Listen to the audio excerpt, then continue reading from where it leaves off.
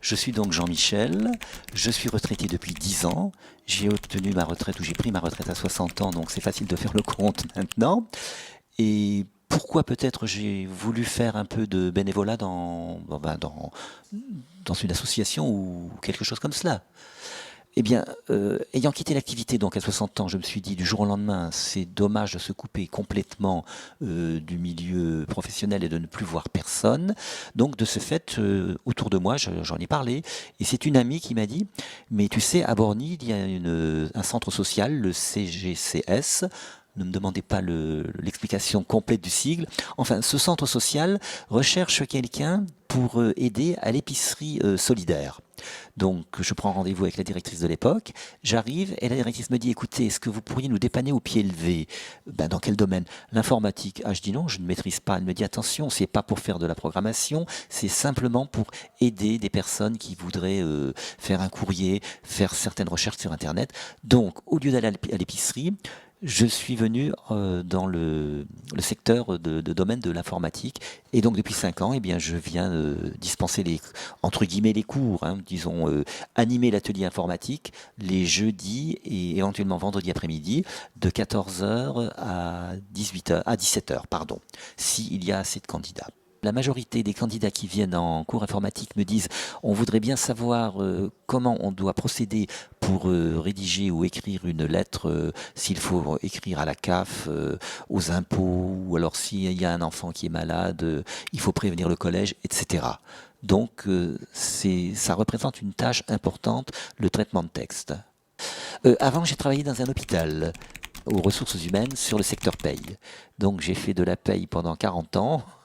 Et c'est par ce biais-là que j'ai eu quelques connaissances en utilisateur Windows, quoi. À l'époque, c'était les ancêtres des ordinateurs, ce qu'on appelait les machines comptables.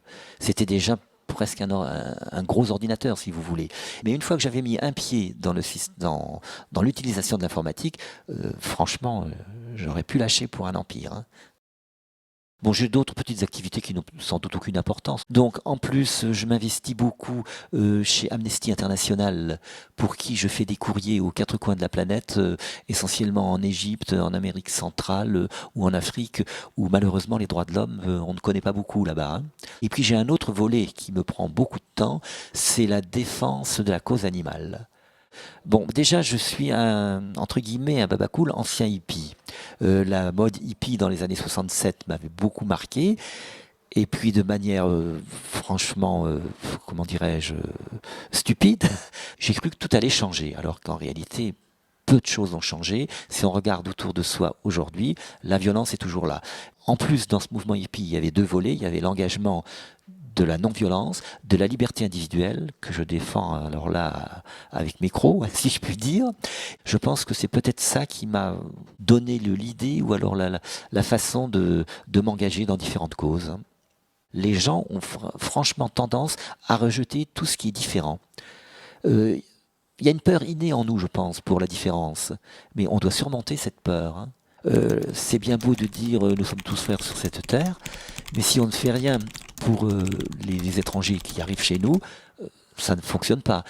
Si quelque chose ne va pas, il faut toujours, moi je me dis toujours, c'est à cause de moi, c'est pas la personne qui est en face de moi. C'est moi qui m'exprime peut-être de manière trop rapide, ou je n'arrive pas à faire comprendre le message, mais jamais je ne me dirai la personne là est mauvaise, elle a tort, etc. Je reviens toujours vers moi, et c'est moi qui dois me remettre en question et pas l'autre.